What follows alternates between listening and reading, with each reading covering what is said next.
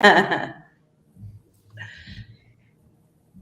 Facebook friends. Helen Arcantu here, CEO of the YWCA of Northern New Jersey. My pronouns are she, her, hers, and I am so happy to be with you today. It is International Women's Day. Woohoo! And so I celebrate all the amazing women that have come before me, the one that I'm raising, the one that are coming up, and everyone in between. I stand on the shoulders of so many wonderful, amazing women, and I celebrate you all. I encourage you to celebrate women today, too.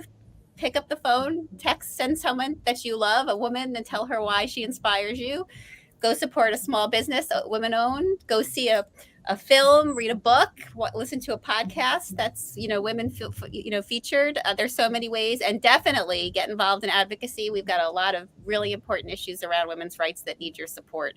And today, I mean, I can't think of a better way to celebrate than to celebrate some women filmmakers. And so that's what we're here to talk about. A wonderful long-time relationship that the YWCA has had with the Teaneck International Film Festival, and to talk about what's coming. So with that, in case you did not know, the Puffin Foundation, PBS and Indie Pop-Up Lens has a project together that offers a neighborhood series that brings together for film screenings and community-driven conversations, featuring PBS Independent Lens documentary. Indie Lens Pop-Up brings residents, leaders, and organizations together to discuss what matters most, from newsworthy topics to social issues to family and community relationships. The YWCA, as I said, is a longtime sponsor of the Teaneck International Film Festival and supporter.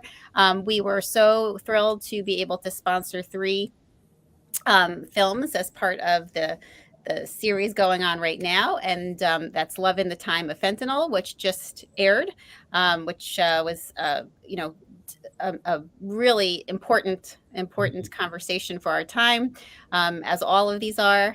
We also have airing April 19th, Free Chol Soli. So we're looking forward to that. But today we're here to talk about Storming Caesar's Palace. And this film focuses on the life and activism of Ruby Duncan, who led a grassroots movement of mothers who fought for universal basic income. Again, I can't think of a better conversation to be having on International Women's Day, for sure. Let me introduce you to my guest today, starting with Jeremy Lentz, who I keep close in my heart.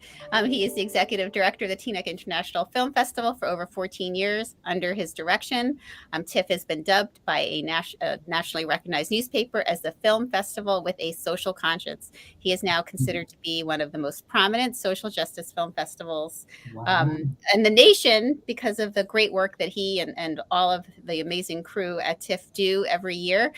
He's also an amazing social justice activist, and we're so grateful that we have him close by to do so much wonderful work.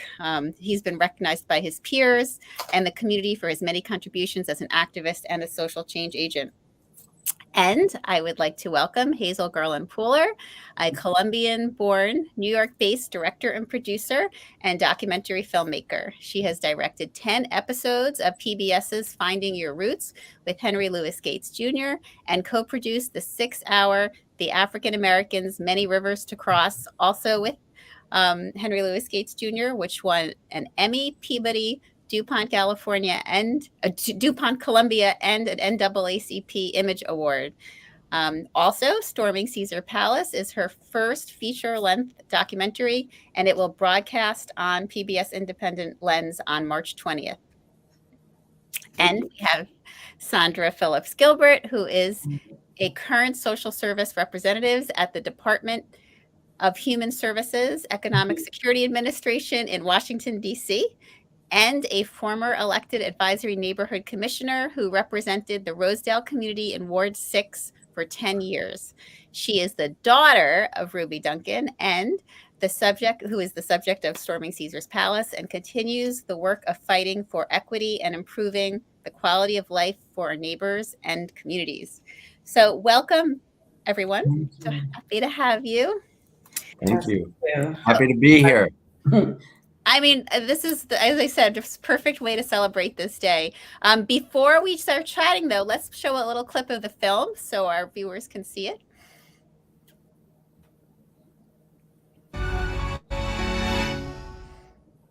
We have a duty to end welfare as we know it. We're going to tighten the eligibility standards to eliminate those who are receiving welfare fraudulently.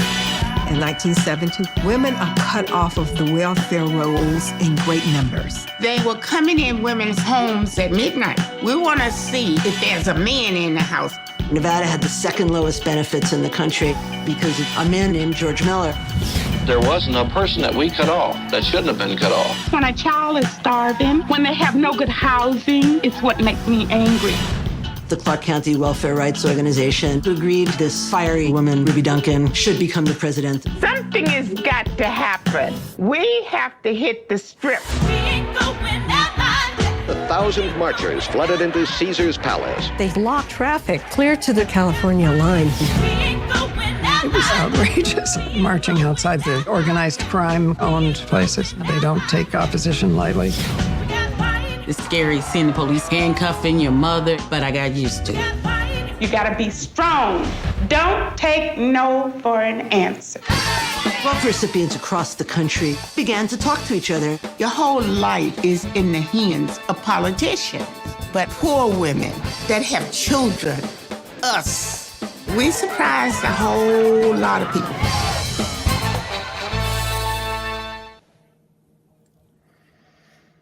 Wow. I have to say, watching that, it just makes me so grateful that this medium exists to preserve these stories. It's so important and so powerful. Anyway, let's get into it. And so, Sandra, I know how you heard of Ruby Duncan. I know how you heard of Ruby Duncan. But Hazel, let's start with you. How did you first learn about the life work of Ruby? That's a good question. I came to this story from a couple different sort of perspectives. The first is that I am an adoptee myself. And so I was born in Bogota in Colombia, as you mentioned. And my mother was a 16-year-old girl who could not afford to keep me. So for me, part of the privilege and position that I'm in as an adoptee who then was adopted by a wonderful family who was able to give me lots of opportunities to go to school and all these things, is to really, I feel a responsibility to be able to fight and to uplift the stories of other women and mothers who are fighting for their children, to be able to provide for them, affordable housing, food, all of the basic necessities that people should be having in the wealthiest country in the world. And so for me, that's one of the ways I came to this film, which is very personal for me, even though it's not my actual personal story. And the other is that I read a book that was published back in 2005 by Annalise Orleck called Storming Caesar's Palace, How Black Mothers Fought Their Own War on Poverty. And I, love history. I'm a student of history and I love to read, but I was worried nobody else would read it. So I thought this should be a documentary film. And there has to be archival material for it. These women, march down the strip. There must be stuff. So I began my adventure of making this film 15 years ago, and have been struggling to get it done ever since. But now it's out in the world, and I'm just so thrilled and happy that people are getting to see, this incredible history that really without a film, I think does end up becoming sort of a footnote, and being able to show and interview women who, participated in this firsthand, and other commentators who were participating as well in other ways, like, Gloria Steinem and Frances Fox Piven. It's wonderful. And I'm so thrilled that it's out there. And thank you so much to Teaneck to be showing the film, and obviously Independent Lens, PBS, and all of our other funders and supporters and partners. So thank you. Well, I'm so grateful that you shared that. And, it's like I said, it's so important to share these stories. And I can understand how, and it's amazing that a lot of us read a book and think, oh, it would be good for this to happen, but you actually made it happen, which, is no small job, a lot, especially for a woman filmmaker.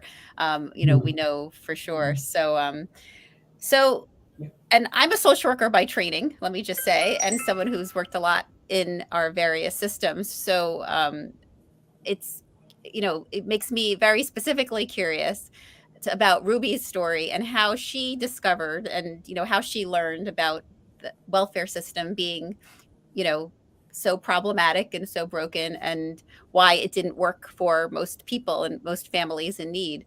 Can you talk a little bit about what she discovered and how she came, upon that?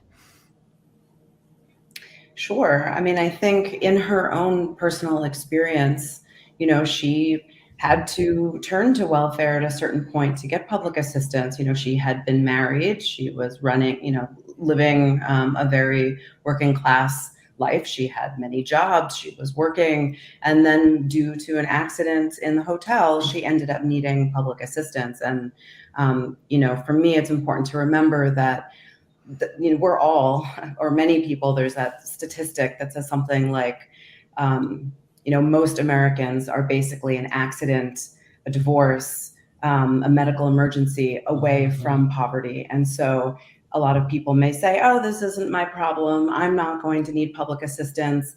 But if you need a stimulus check when there's COVID, if you need unemployment when you're between jobs, if you're on Social Security, if you are getting any assistance from the government, you are essentially receiving safety net welfare support. And so part of what was important for me about the film was to be able to say, everybody actually needs to pay attention to what is happening when it comes to safety net programs, because you never know. I mean, there's, professors, adjunct professors who are getting food stamps. Like, this is anybody and everybody. And so, Ruby found this out herself through her circumstances, and was shocked to find how broken the system was. Completely inadequate food from commodities, which is like also really gross, like not very, and poor Sandra can attest to that. So really set about wanting to change it. So bringing her community together, other women in the same situation, coming together and deciding, we can make these changes, and we are the experts in this because we know what it's like, not the politician who doesn't know how much diapers and eggs and milk costs. It's us. And so part of when you were saying before about me being one of the people to bring this film forward, it's time for us to be able to tell our own stories and not, be having other people doing that. So, that's sort of how I can speak to Ruby's experience. But I'm sure Sandra has more to say. Yes, and I'm going to jump over there in a minute, and then maybe we could segue to Sandra answer this question too, because I think there's so much about this film that's inspiring. And eye-opening, and what's old is new again. There's so much about it, that is so, connected to present day. The piece, though, the YWCA is all about empowering women. I mean, Ruby's was a mom who, had a struggle, and then, as you said, knew better. But then she went on to organize a movement, and that's, that may be something that, similar to you reading the book and thinking there should be a documentary.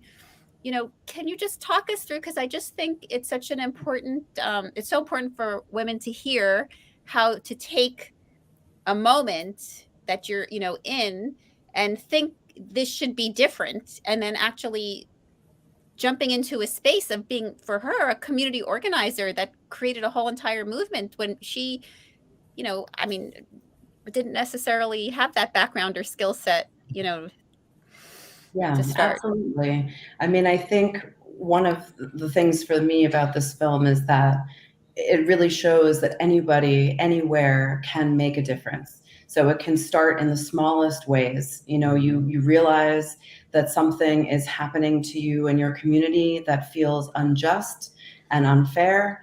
And you say, okay, let's get 6 or 12 or 15 or 25 other people together, and we start talking about it, and we try to figure out how to solve these problems. And they may seem, insurmountable, right? It's like, how do I take on a politician? How do I take on these things? And, Ruby was a mother of 7. She had a 9th grade education, and yet I think part of it was having allies, advocates, and taking the time to learn, saying, I don't know how to do this. She says in the film, I didn't know how to run a meeting. I didn't know, when she started that welfare and rights could be in the same sentence, but realizing that there's power in collective organizing and people coming together, and realizing that if we take on, or business as usual, by marching down the strip or by going into a restaurant, that's another part of the film, is just saying, we're hungry, we're going to charge this bill to the governor. They're the ones who are supposed to be taking care of us, because we're taxpayers, not because we're sitting back and waiting for people to take care of us, but as citizens of this country, there's a responsibility that we are paying into, that we should be able to receive when we need it. And I think Ruby's kind of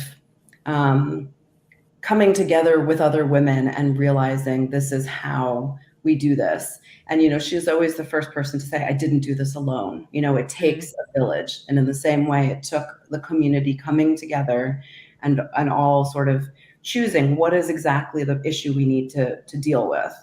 In the film, there's sort of cutoffs that happen that are illegal. So that's an obvious, we have to take this on. And then they built momentum. They realized as they continued, we can not only have the judge reverse these cutoffs, but we can also now fight for other things that we need. Once we're a base of people, who are now empowered and are learning how to lobby, legislature. And then from there, how do we become part of the democratic process? How do we get involved in our own local politics so that we can continue on and make sure that our voices are heard, and that we can hold politicians accountable for, they say they make these promises. Are they going to do it? And if not, we're going to run and we're going to take charge. Yeah. So I think there's the real bottom line sort of for this film is anyone, who feels that there is something unjust happening to them can get out there, and it is possible, even if it seems like it's not. I love that part of the message, and it's so important for everyone watching to kind of, especially on International Women's Day, to really hold, yourself in that space. So Sandra, I have to ask you, I mean, you grew up watching this go on, right? And now you're watching this experience of the film happening. What is that like for you to have, watched kind of these two amazing experiences, happen around what your mom has, this movement that she created? Well, growing up, I think I was around 10 years old when we started really getting into the movement. And I was excited, and just watching my mother and these courageous women working together, meeting at our home all the time, and just going to meetings with her, and just being a part of, it was like a family. We all were connected. We all had the same similar concerns. And just being a part of that history, and now looking at the film, every time I see it, it's really emotional because it just brings back memories, and I'm very proud, so very proud of the women and how they stood up to the powers that be without any fear. And so that has really impacted my life, and many others too, but definitely watching my mother, she's just been my hero, my superstar, and everything. Just so very proud of her, I can imagine, and I thinking about, I have a 10-year-old daughter, kind of watch at that age, and just kind of just being so aware of what that age is like, but watching, what your mother had been going through, and understanding that it must have shaped your journey so significantly, and the choices that you made for yourself. Can you tell us a little bit about that? Because obviously you're working, you're in the system. You're in the system.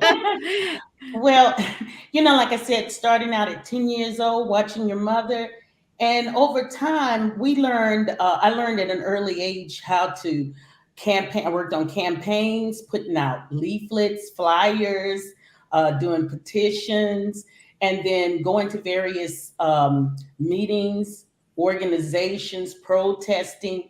And, it has impacted my life as a current social service worker.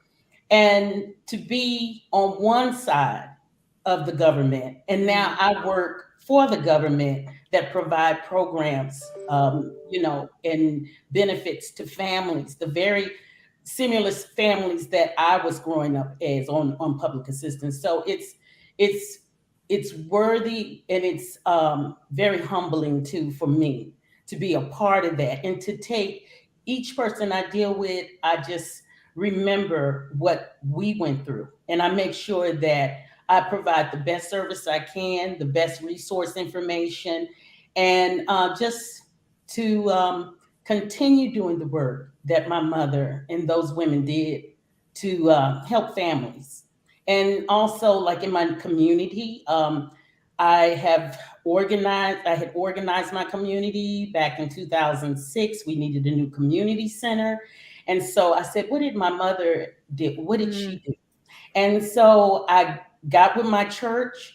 I communicated with the organizations there in the community, and we came together, and we went and we lobbied. We went to our city council, and we were successful in getting, in the beginning, $25 million to build this new community center. But in the end, it was 16.9, and we were able to build a community center, a library, and that was an exciting opportunity. And it showed that when people come together, when you organize your grassroots, when everybody know what the assignment is, you can be successful. And we got it within 3 years. We were able to get the funding to build a community center, and to know that it is servicing not only people in the Rosedale community, and that's it was Ward 6 at that time in Washington, D.C., but now it services people across the city.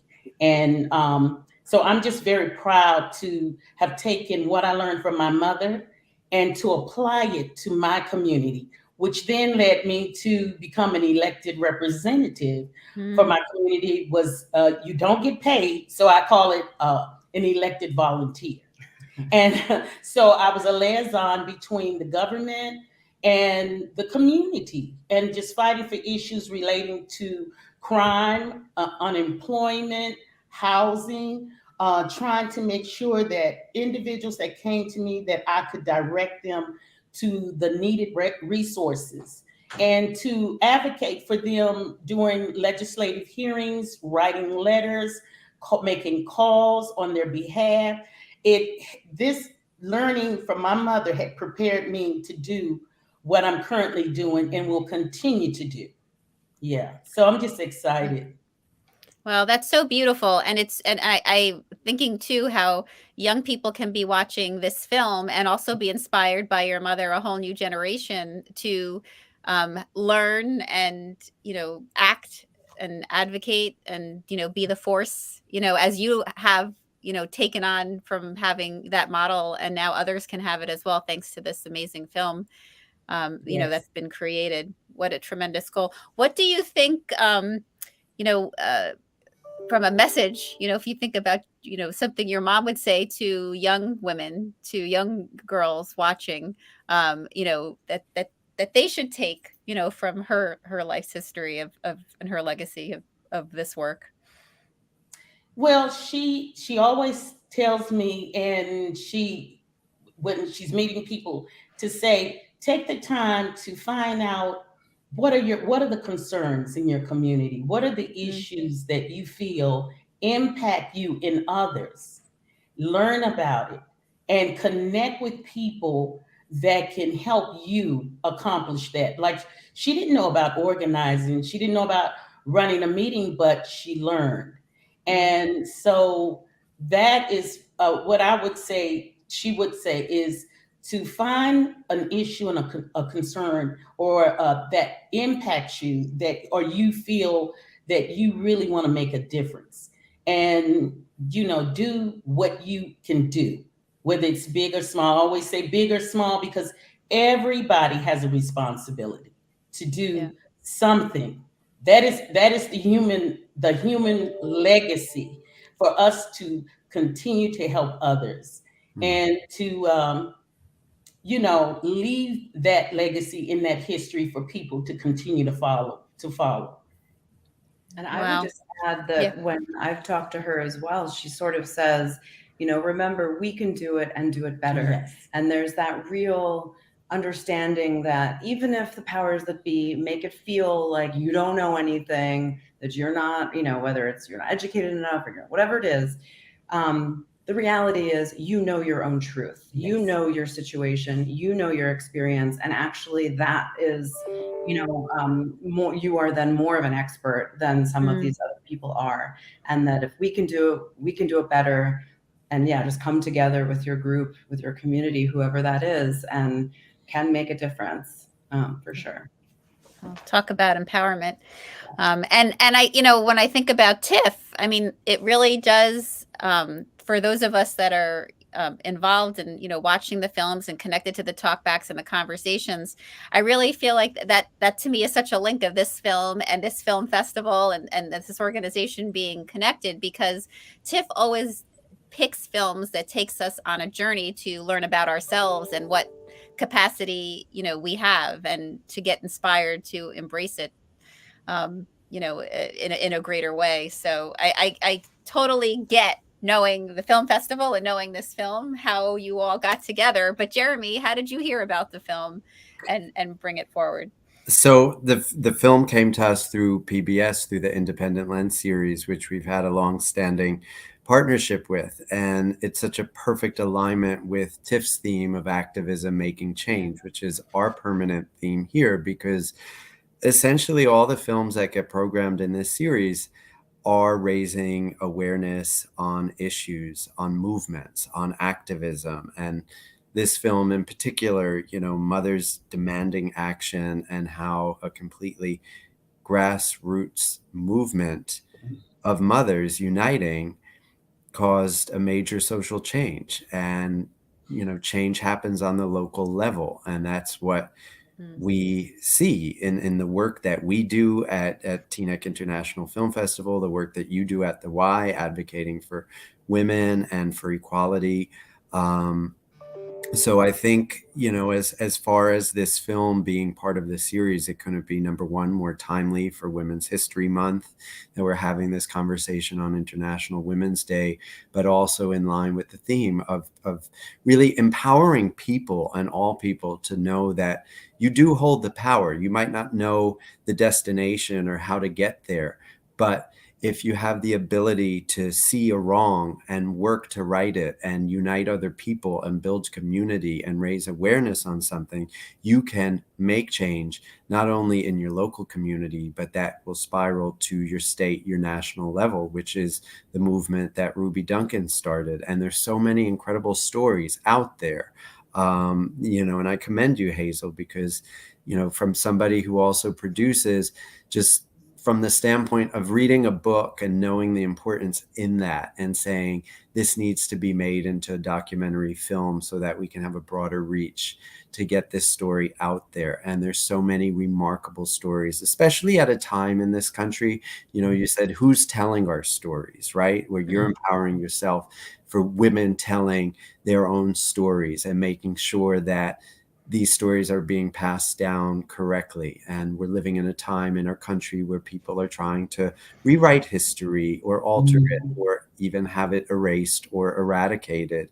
It's more important now than ever that we are united on all fronts, and that we care and we take action and we stand up. So, we're so happy to be able to present this film and to have activists out there, like all of you, who continue to do the work that you do. And it inspires us to be able to continue getting these stories out there and just providing a platform to our community to bring these stories to community. So I think the blending with PBS couldn't be more perfect. Yes.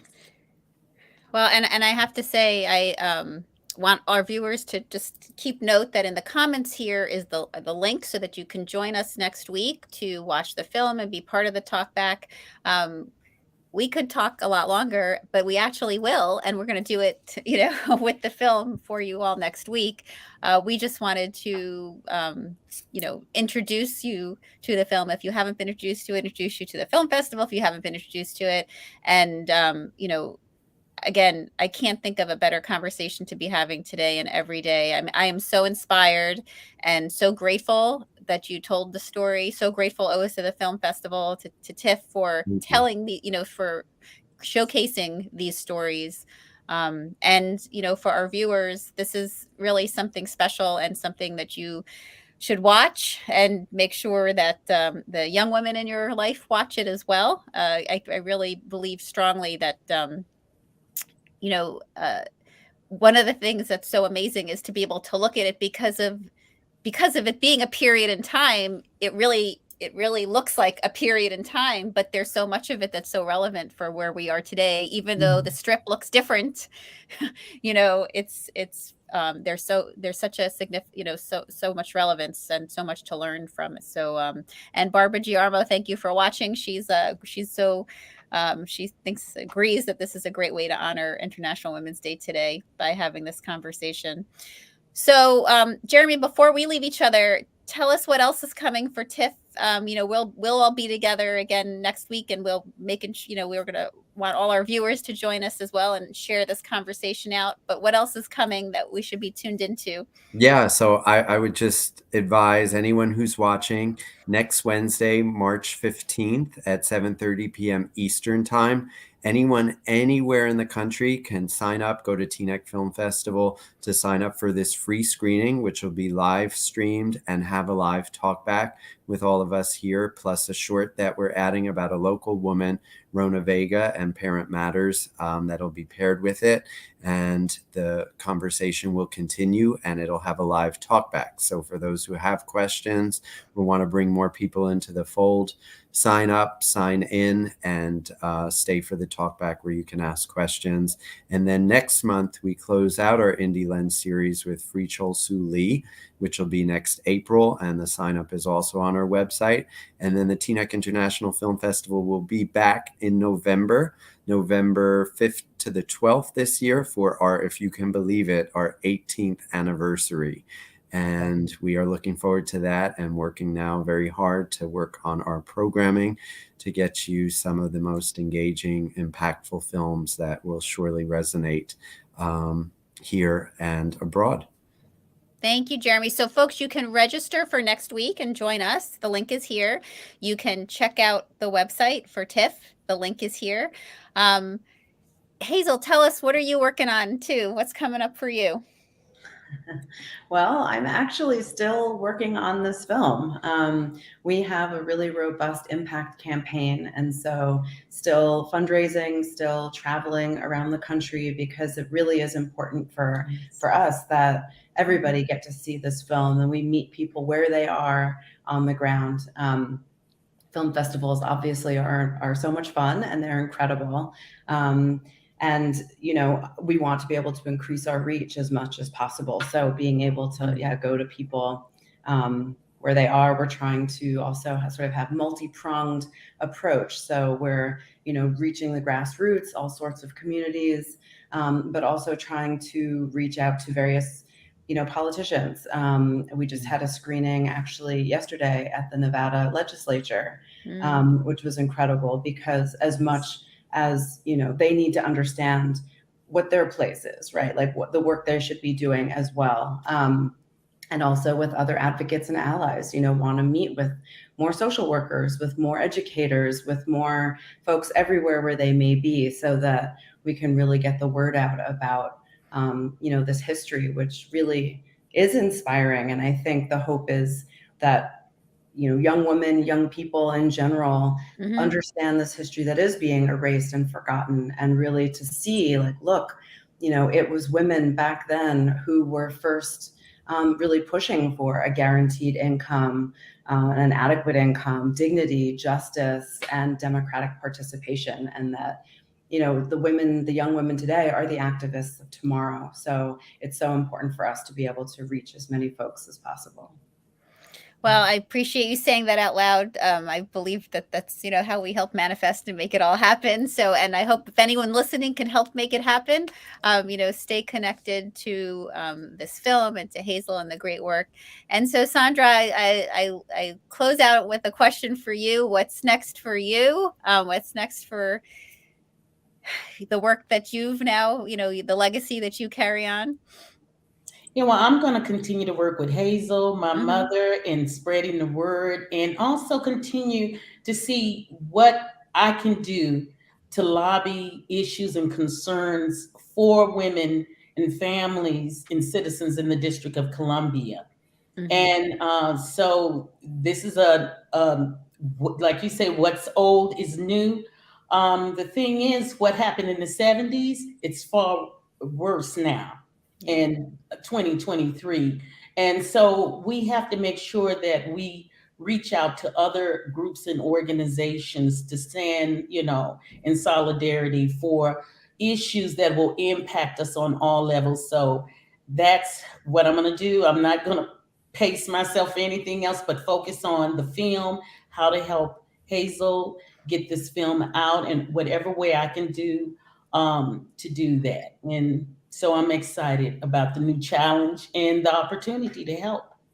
Yes, well, and thank you so much for being such a great model yourself too.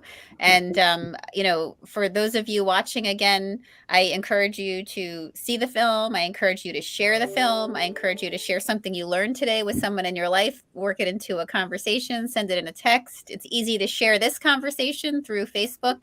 That's how we spread the word. And again, Sandra just said it, and it is so true. There's we have made some progress for sure, but in other areas, either the progress has led to deeper issues, or some of it just really has never been addressed properly at all and has just been buried. But it's still there. And there's still a lot of work for us to do on so many of these issues. So please stay engaged. This is not, the beauty of this type of filmmaking is that it really is to inspire you to agitate you, and to make you do something. So with that, what better could you do today? As I said, then check out the film, register to join us next week. And thank you all so much for taking the time to start the conversation. I look forward to continuing it with all of you next week.